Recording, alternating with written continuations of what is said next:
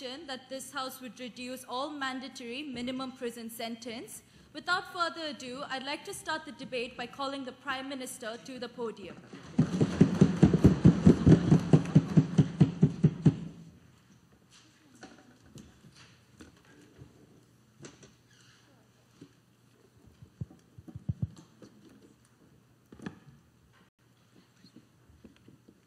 Mr. and Madam Speaker, it is very honor for me to stand in this EFL Grand Finalist in a very prestigious tournament, and we are more than honored to be on the government side to bring this proposal before this House.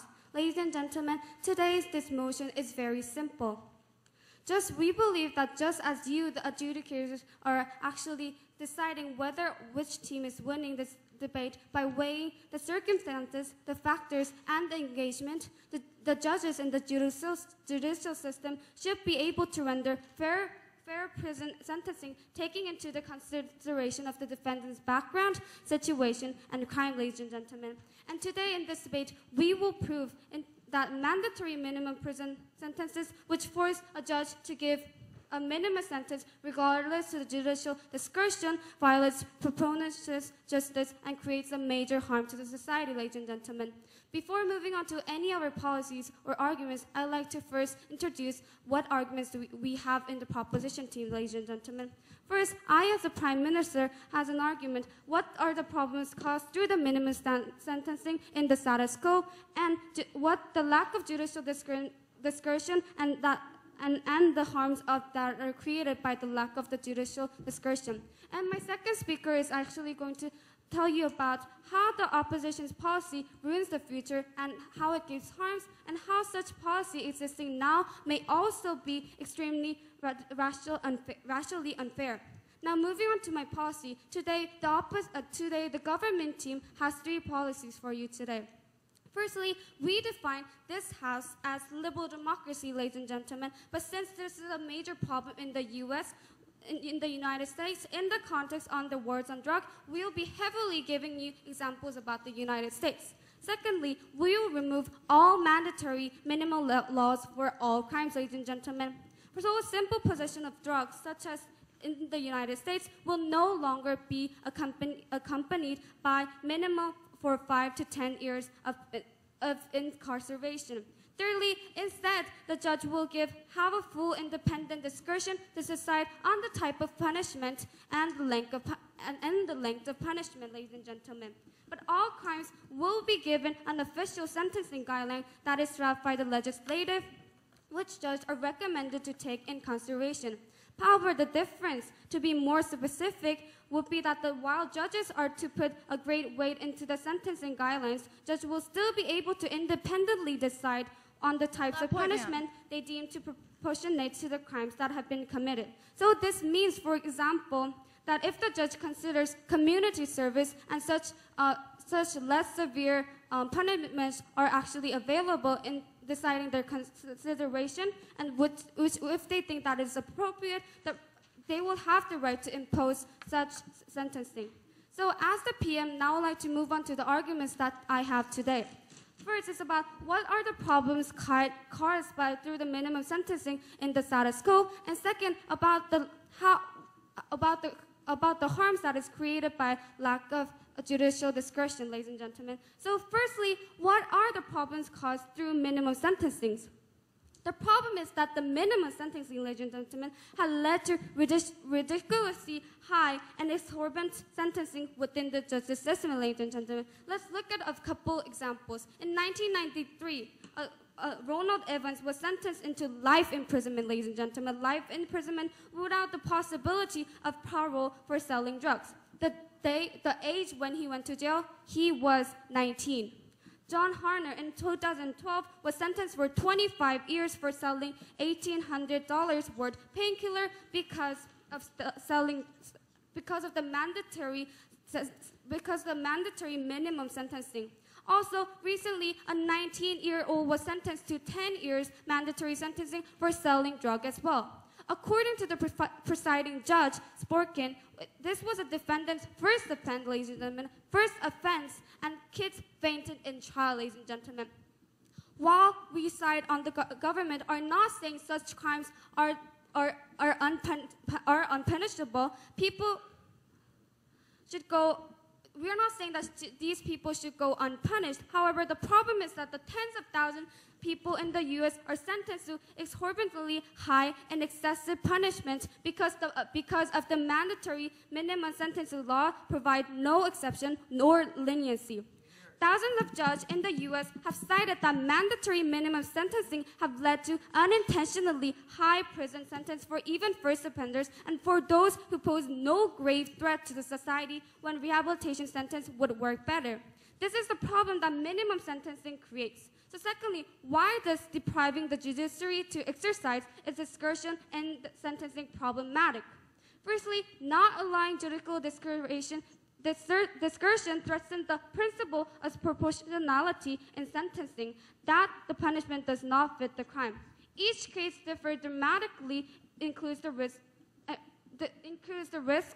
of crime and circumstances of this convicted defendant, which include the risk of their reoffending and the possibility of rehabilitation, ladies and gentlemen. Judges must have the power to weigh all these complicated factors of carefully in determining unjust sentence. Mandatory sentencing is a blunt instrument because it assumes that everyone is guilty by the same proportion. Even if the judge wants to give rehabilitation, community service, or less severe sentencing because he or she believes that it is justifiable, they are not allowed to do it because of the existing a policy that is actually creating the harms. So we believe that these judges should have a choice and have a right to give punishment under their consideration. So therefore, what I've told you today, we have told you the harms that is created by the existing policy and how this policy, the lack of judicial discrimination how these harms were created by the lack of judicial discretion. Therefore, we're proud to propose. Thank you.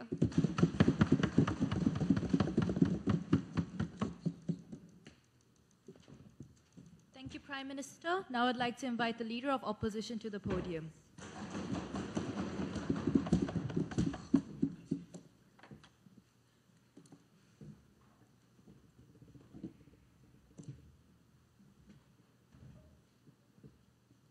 Mr. Speaker, we believe that when it comes to deciding what the society needs, it is not the people who always state it in court that knows the best. We believe it's the government who always interacts with the citizens and always makes their policies the best entity to decide what's best for their own society. And that is why we believe it is justified for the government to actually set minimum requirements on imprisonment standards. Now, we believe that the government team today has a burden to prove why judges will always stay objective and always achieve justice when they're all different people and they're all very, very subjective. Now, that is exactly the reason why the government as an objective entity has to set the minimum requirements of imprisonment. Now, our team has total of 3 arguments to prove to you why this is so. Firstly, the government's right to determine the imprisonment, but secondly, targeting reoffenders, and lastly, decreasing the systematic discrimination. Now, our first 2 arguments will be presented by myself, and our last argument will be delivered by our Deputy Leader of Opposition. But before I move on to any of our constructive cases, I'd like to refute some points made by the Prime Minister. The Prime Minister basically said that judges are the best individual entities to decide what kind of punishment is suitable for certain criminals. Firstly, how can they prove that they will always stay objective? The judges are all different, and judges have all different characteristics. But secondly, even if the judges know the best, the government, Mr. Speaker, is the best option for this because they have to set a minimum imprisonment.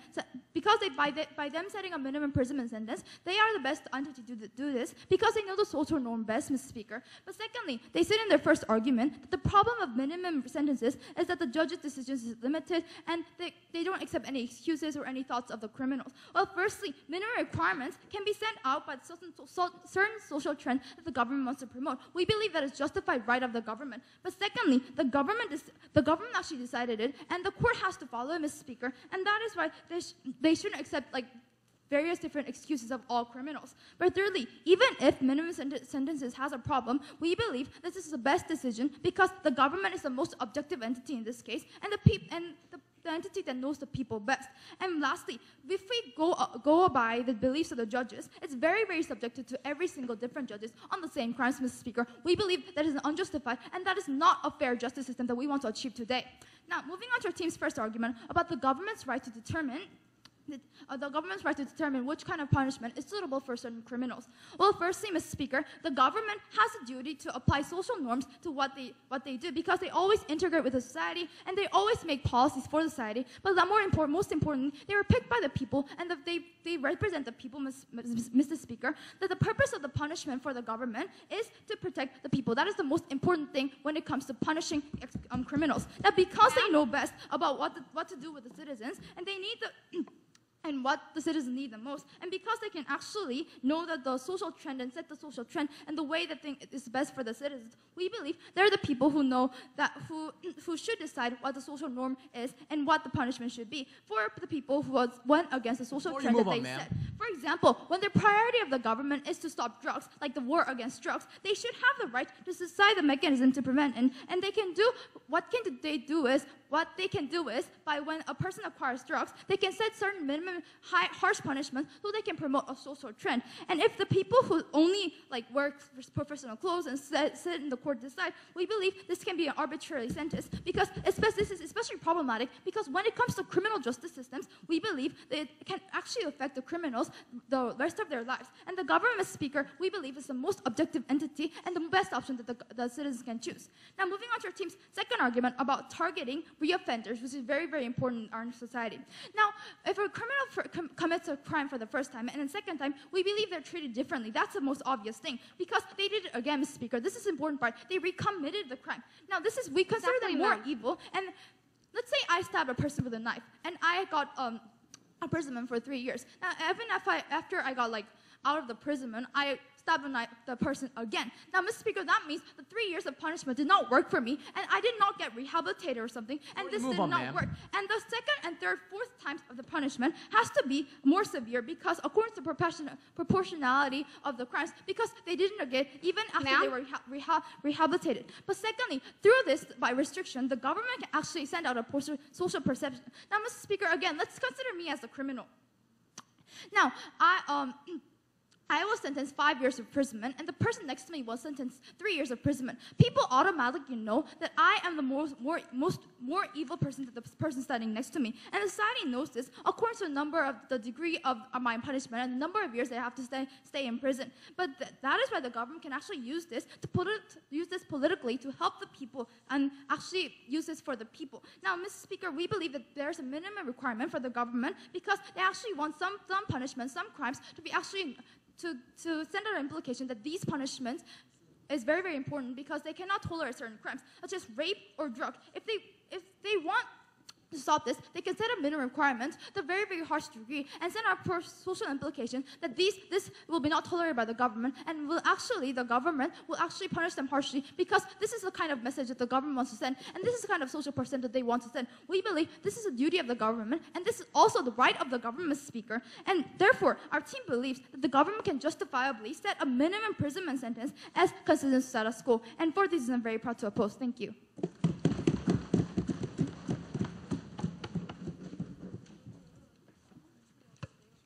Thank you, Leader of Opposition. I would like to invite the Deputy Prime Minister.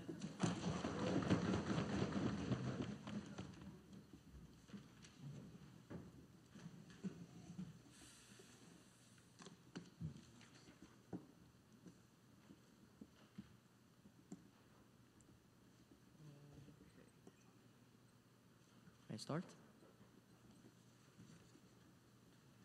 So, ladies and gentlemen, today, as the second speaker, I see the opposition side who think judges are dumb. The opposition side comes up and claim that judges cannot make any rational, judgments, so that they should follow what the government side says, which means to follow the social trend. Well, ladies and gentlemen, we believe this is a nonsense, and our side totally believes that each individual judges have their own thinking. They can make rational choices. They can impose what is right. They can impose the the right sentence for what they have done as a crime, ladies and gentlemen. So in today's debate, I have one argument to show in today's debate for the Madam Speaker and Mr. Speakers. However, before that, I'd like to point some flaws that was made by the opposition side's first speaker, ladies and gentlemen. Now, they have brought us these kind of various rebuttals that all judges are different, and they said that we should follow social trend, and this was like related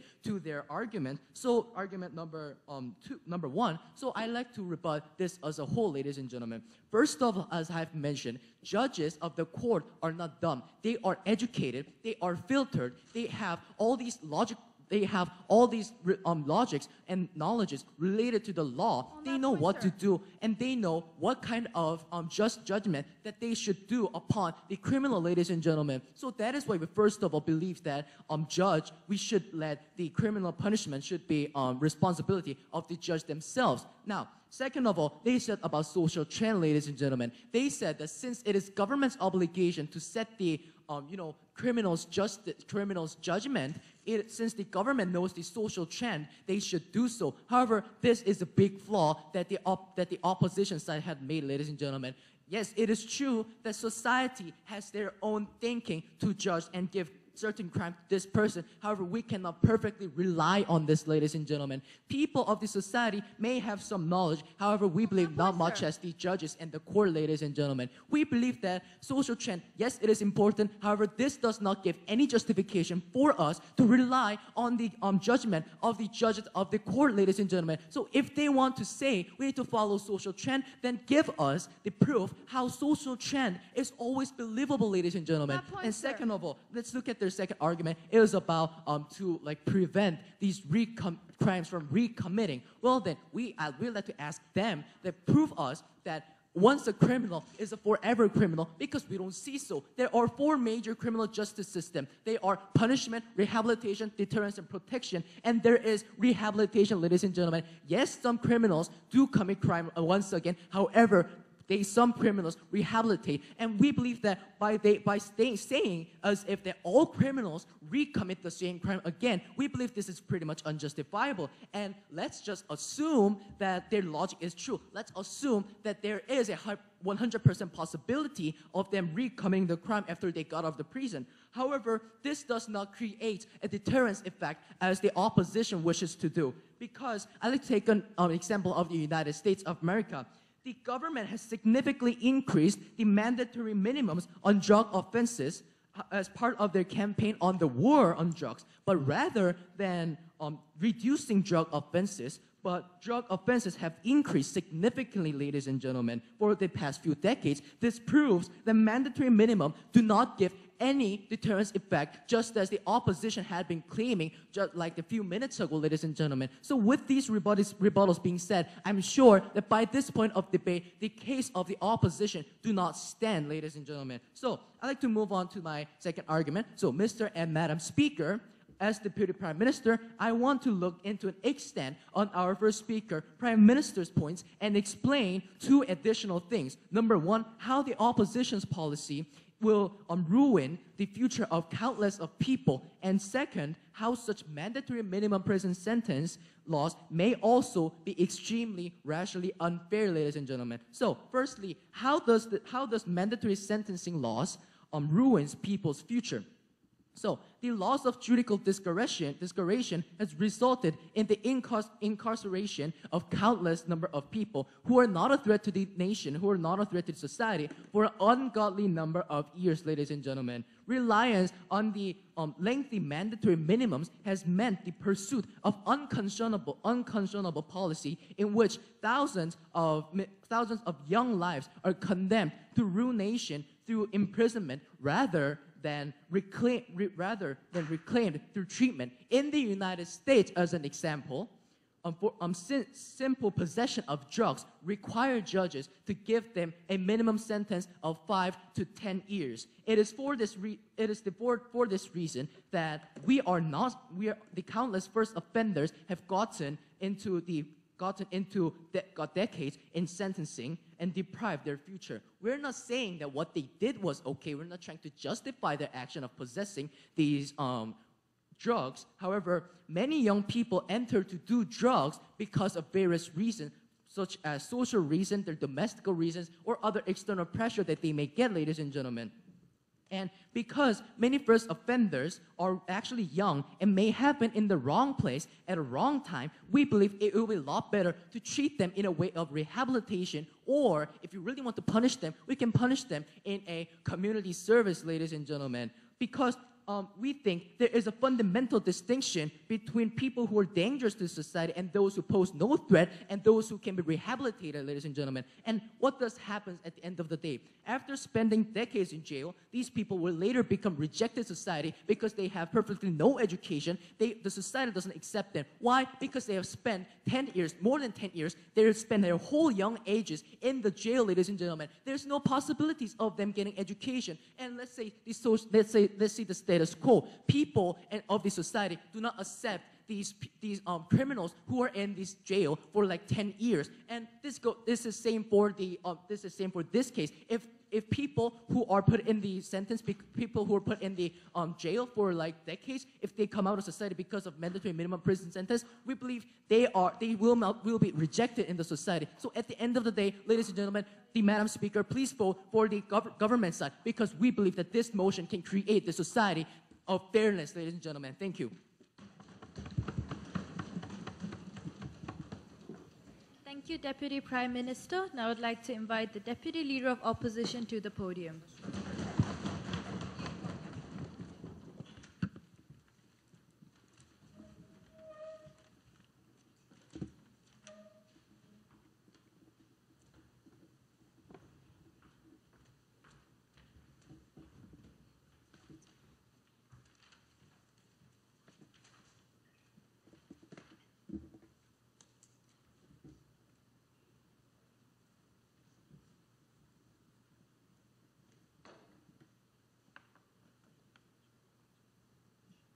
Okay, thank you, ladies and gentlemen, honorable judiciary. So before I move on to my very constructive argument, I'd like to point out some very critical flaws made in the opposition team. So we would first like to start with the most issued about how they're saying that we're interpreting judges as dumb.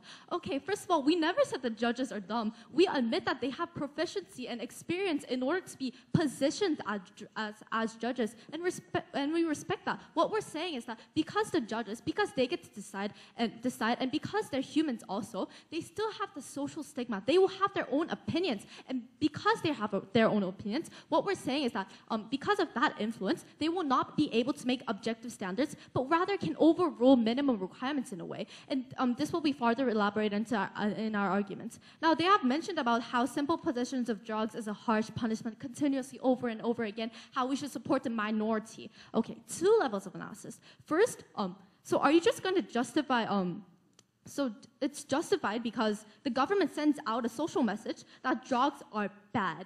We're saying that under your policy, if you keep on continuing because of their own excuses, that's their social minorities, they're most accessible to drugs, then we're actually accepting drug criminals into our society. This will make our society more unstable, ladies and gentlemen. Now, second analysis, if you are going to degrade the punishment for the first offenders to give them the hope, do you think that murderers should be sentenced only 2 years of jail? No, ladies and gentlemen, this is so irrational. Understand everything, ma'am. No, thank you. And then onto their argument. Okay, so they have also talked about how,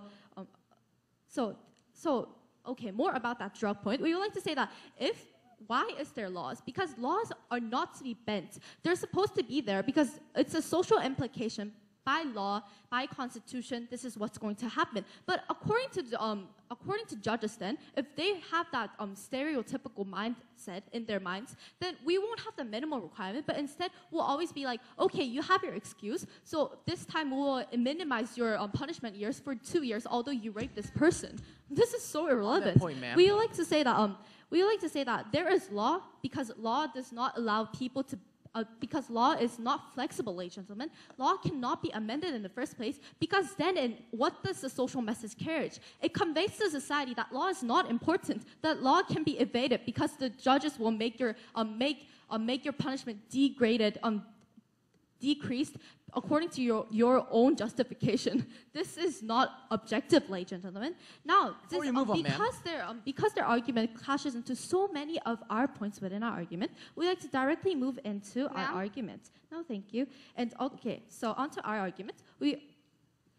No, but before that, we would like to also point out something about their argument. So they have talked about rehabilitation as they approach the end of the debate, but they said that because rehab is important and all criminals, how they have said that we shouldn't re-offend criminals because rehabilitation already occurred in the criminal justice system. Ladies and gentlemen, we admit that rehabilitation system happened, but we say that because when you re-offend the crime, it means that you still have the risk to do it, that you actually committed it. And this means that why do we have retributive punishment in the first place? We have these electric bracelets for rapists in the first place because we're preventing further risk and harm to the society, ladies and gentlemen. So we believe that their justification of how rehabilitation system is important still does not justify how further benefits, further harms according to their justification. Now onto our last argument. We say that our policy will decrease. We say it will decrease room for systematic discrimination. So they said that this issue is very simple, but we like to say that this issue is actually very delicate. But what the government is continuously mentioning about is that we should leave everything up to the judges. We say that because the government lets the judges to decide instead of minimum requirements, equality according to their case is threatened. So what's the role of the criminal justice system? The criminal justice system is to be fair as possible and to keep consistency with minimum requirements. What consistency? Why is consistency important? Two elaborations. First of all, we say that consistency is important because law has to be stable by its purpose. We don't want law to be fluctuated just because of their own excuses, because then citizens will get a perception that, their law's not that important, and then citizens will question, is there really not neutrality throughout law? Is there neutrality of reason? They will doubt the criminal justice system. And But according to our policy, on the other hand, we know that by us implementing minimum requirements, we will know that it will not cause these kind of doubts to the citizens, and therefore will have much more benefits such as stability. Now, second analysis, they have continuously talked about re-offenses. We like to say that we have used this as an example because we're saying that if you committed a crime, but then you somehow committed another crime or the same crime over and over again, we say that just because you have your own excuse, just because you're a social minority, you had to be susceptible to it, you're okay. So the judge eliminates your imprisonment years, imprisonment years to certain years. We say this is not okay because then we're doubting the criminal justice system, the deterrence principle, ladies and gentlemen. If we don't make the punishment harsh enough, then our deterrence system within our criminal justice system will be doubted, and then we know how much instability it will cause, right? And on to second elaboration, we say that we're not trusting the judges. We're not saying that the judges are dumb, but because they're humans, they have their own stereotype, prejudice, opinions before they go into court. We say that with our policy, since minimum requirements does not allow judges to be standardized, subjective, but also objective, they will actually get to make decisions based on the minimum requirements. So based on the minimum requirement, they will be able to make decisions such as, okay, we'll try to aggravate the imprisonment of this person, or okay, we'll try to degrade the years of imprisonment. So we believe that we take this debate home clearly, and we have justified why their policies do not stand in this case. Thank you.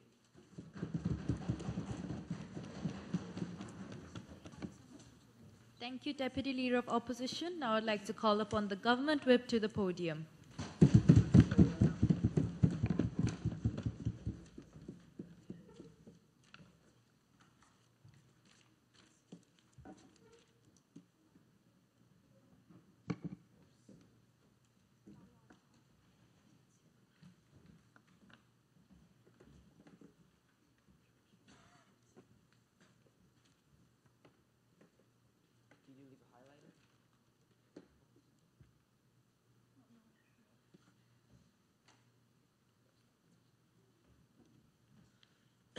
Proceed.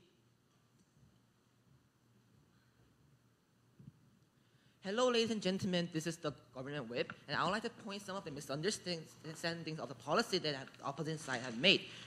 the leader of opposition came out and said that policy given by the government is actually subjective. However, this is why they are provide a policy. The Prime Minister has actually told you that the crimes will be given an official sentencing subline that is drafted by its legitimacy. We believe if judges are recommended to take this in consideration. Let's look at the policy they have provided to you, Madam Speaker.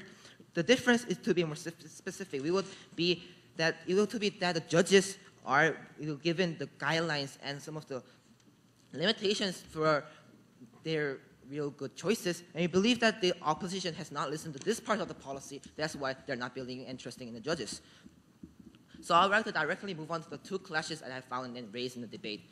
First, is the decisions made by the court without the minimum standards justifiable? And second, is the possibility of recommending is efficiently proven by the opposition?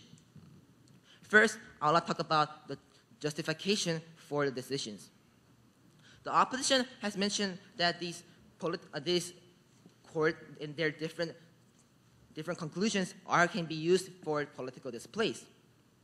And also, they have said that the government is objective and the judges, if there is no minimum standard, they will be subjective. The opposition has failed to prove that if the government is objective either. We believe that if the citizens voted for the government and they have organized the government, we believe that the citizens cannot always be true. The majority is not always the true, ladies and gentlemen. No, thank you. Sure. We believe this problem creates a mobocracy, ladies and gentlemen. Mobocracy is that when the majority has thinking and thoughts that are wrong for the justice, ladies and gentlemen. We believe that the opposition has failed to prove in this rebuttal. And also, we would like to say that judges are more professional than the opposition came to think. They are worrying that what if the judges make different decisions? What if the judges are bribed from the court? We believe that we have two answers from this worrying, unusable worryings that opposition has mentioned. First, judges, let's look at how people and the country chooses their own judges. Let's see, the judges have to study hard for the university and they have to get good grades. Also, they have to pass a hard test. They should know thank you for the judges. And also believe that these judges are professionally educated, ladies and gentlemen. We believe that why the opposition cannot trust the judges can be explained from the first level. And second level I want to talk about is the media, ladies and gentlemen. We believe the media is working as a crucial role in the democratic society today.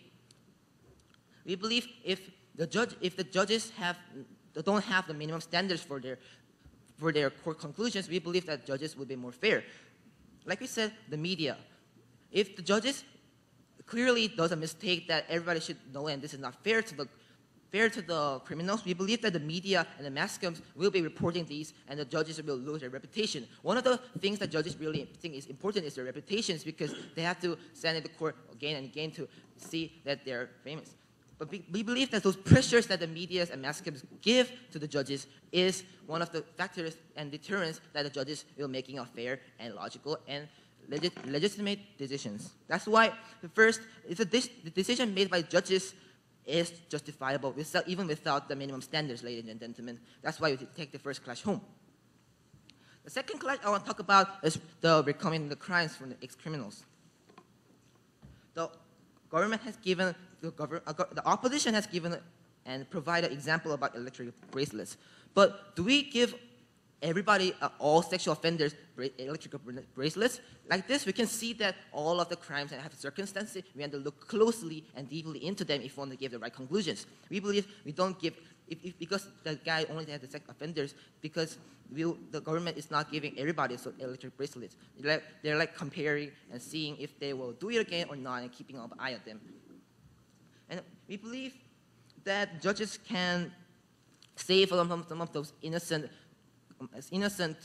cases. We believe this is only the minority, but we still think the minority cases are also important in the society, ladies and gentlemen. The democratic society improves that all citizens should be treated fair. We cannot see that the opposition is viewing all the ex-criminals with colored glasses, ladies and gentlemen. They think that ex-criminals are always a criminal. And they also provided a logic that if there is a minimum standard, there will be a deterrence to the whole society, so that people will stop committing crimes. But, ladies and gentlemen, as the Prime Minister have mentioned in our definition that will mostly talk about the United States of America. Let's see what United States of America did. The United States of America has declared a war on drugs for the past decades, ladies and gentlemen, and they have once in the history tried to increase the whole minimum punishments they will provide to the criminals with drugs and related to drugs. But the rate of the criminals related to drugs has increased, ladies and gentlemen. We believe that these minimum standards cannot affect the deterrency, and if the government wants to take its own graduate purpose into action, we believe that these useless minimum standards should be avoided, and we believe that judges, the professional judges, ladies and gentlemen, should be able to make their own decision if this criminal will be becoming a crime or again or not. So that's why we believe that the government side has proven that judges will make fair decisions, and we should care and research about how individual cases are different, and that's why we believe that the judges are justifiable. So if you want to live in a society where people will be judged by their individual cases, not the whole objective law, ladies and gentlemen, please vote for the government. Thank you. Thank you, Government Whip. Now I'd like to call upon the Opposition Whip to the podium.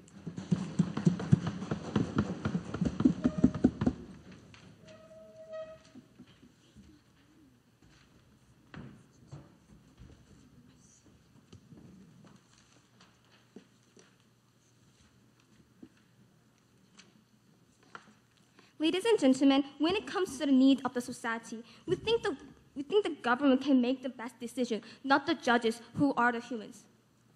Because I have so many things to say, I'll go directly to my three clashes. My first clash is who achieves more justice, and my second clash is the justification of government's limitation, and lastly, the effects on the criminals. Going on to my first clash, about who achieves more justice. They think they will achieve more justice because they think that judges are reliable. But number one, only under our model, we can achieve the consistency of the law. We think the standard of judging the law should never fluctuate, but should be consistent. Because if it keeps fluctuating, of course, the credibility of the law decreases, and the citizens can no more rely on the law. But since under our model, we set the mandatory minimum prison sentences, we set the certain standards that all the judges should fulfill. So we think we achieve law consistency. But secondly, we think under their model, subjectivity always interferes with the law. While we stated that the law should be always objective, unfortunately, this cannot be fulfilled by the judges. Why? Because judges is a human too.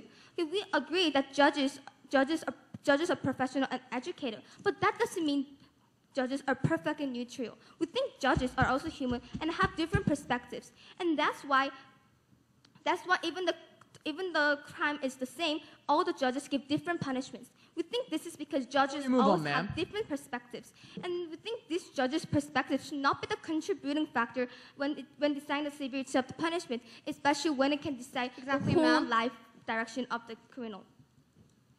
Although they will keep saying that judges are reliable, they cannot deny that judges also have different perspectives and they cannot be always objective. But we think that subjectivity should not interfere with the law because that will hurt the consistency of the law and eventually make the credibility of the law decrease. Exactly, and ma'am. This is very, very detrimental overall.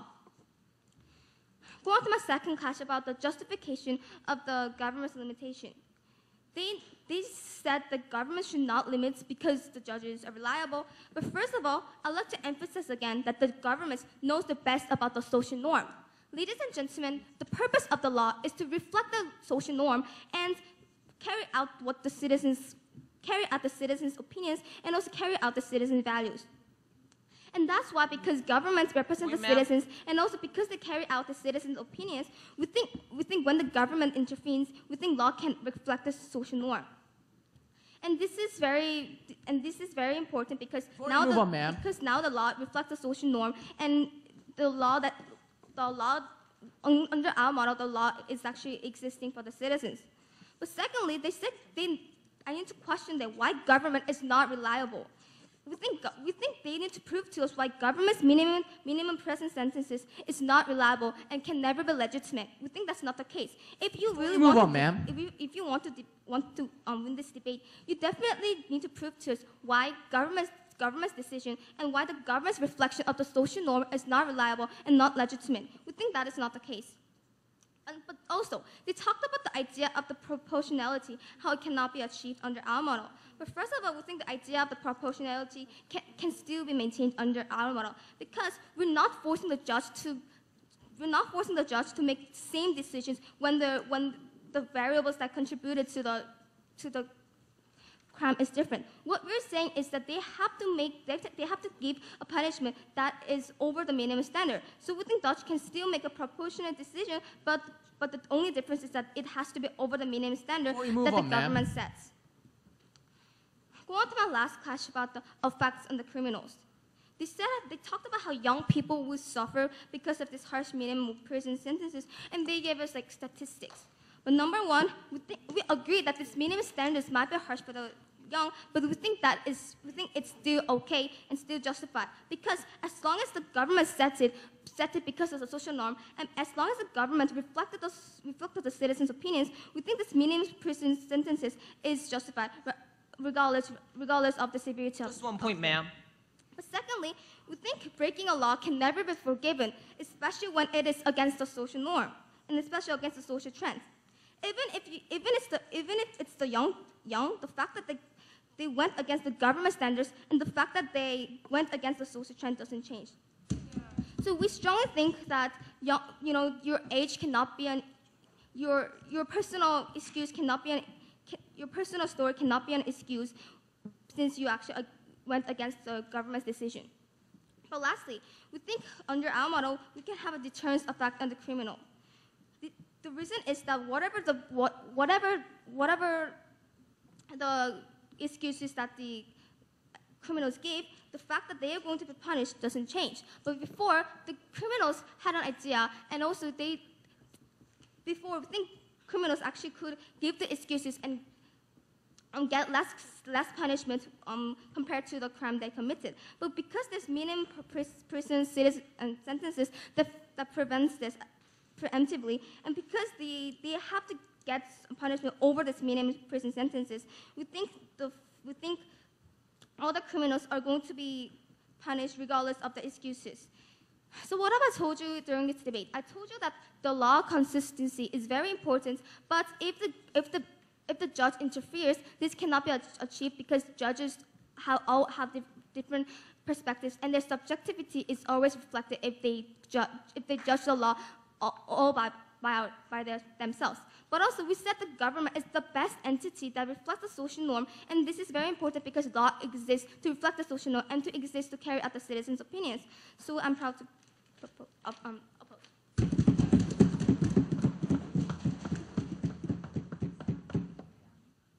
Thank you, Opposition Whip. Now let me call upon the last speaker of the opposition bench, the opposition reply.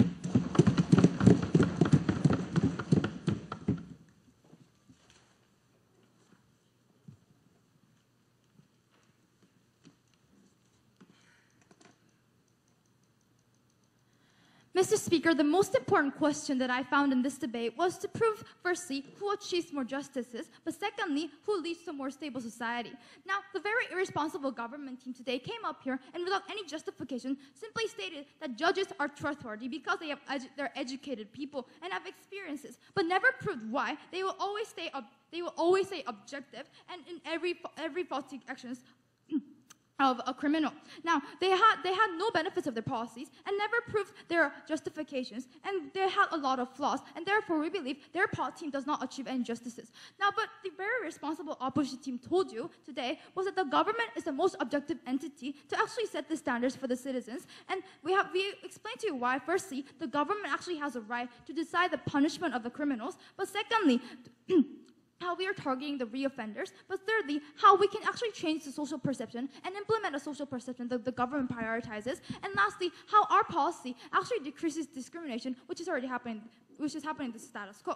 Now, Mr. Speaker, let's move on to their points. Now, they said that there's a problem with the minimum imprisonment sentences, and we have already rebutted to this. Firstly, minimum requirements can send a certain social trend to the people, and we had no response for this. But secondly, even if minimum requirement is like a very, very big problem, we believe the best decision of the citizens, decision for the citizen, is always made by the objective government. But lastly, we believe that if we do it according to the beliefs of the judge, every single person is different, because you cannot deny that they are human beings, and they're human beings with different thoughts, Mr. Speaker.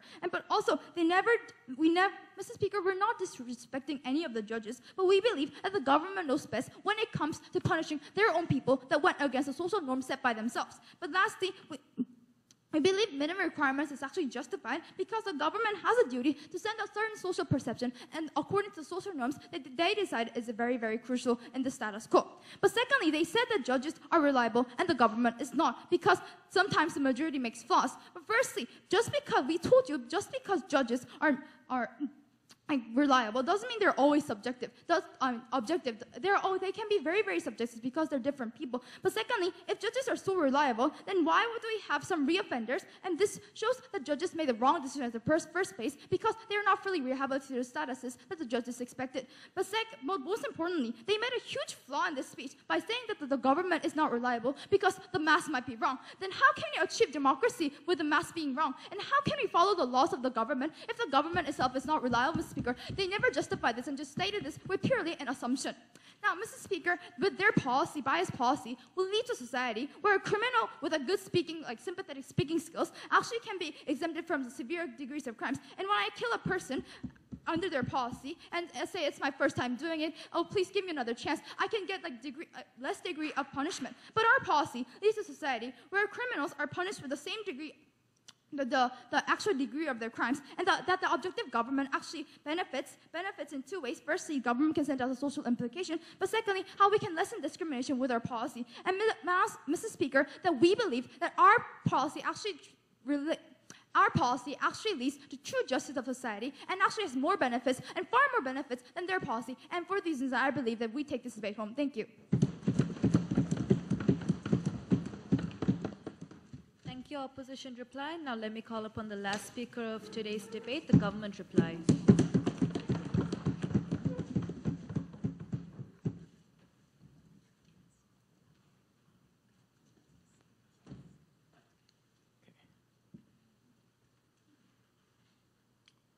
It starts.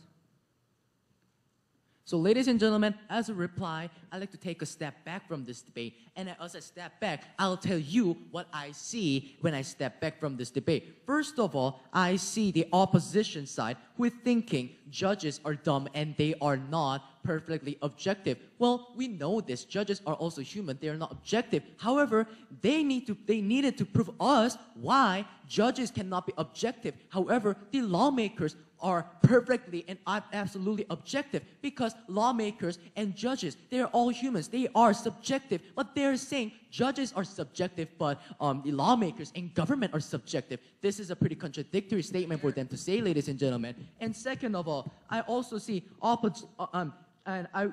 I also see opposition who believes that our case will not change anything, ladies and gentlemen. And I also see opposition who do not understand what we said, who do not listen to our side's argument and policy. Now, I have some points to make as a reply speaker. First of all, I'd like to clarify what they have misunderstood. We have stated that our policy is a guideline that is drafted by the legislative, ladies and gentlemen. And second of all, I'd like to say that credibility of the law may decrease when the judge makes a ridiculous judgment. For example, let's say there are two murderers. One comes out and say, "Oh, I'm sorry, I know what I have done. I'm so sorry to make it. I feel sorry for the victim." However, the other guy comes up and say, "Oh, shut up, judge. I did what I should have done." Ladies and gentlemen, in this case, who's the bad guy? Of course, this guy who said like all these violent words and who does not have a sign to rehabilitate, ladies and gentlemen. And however, following their policy, we need to both give them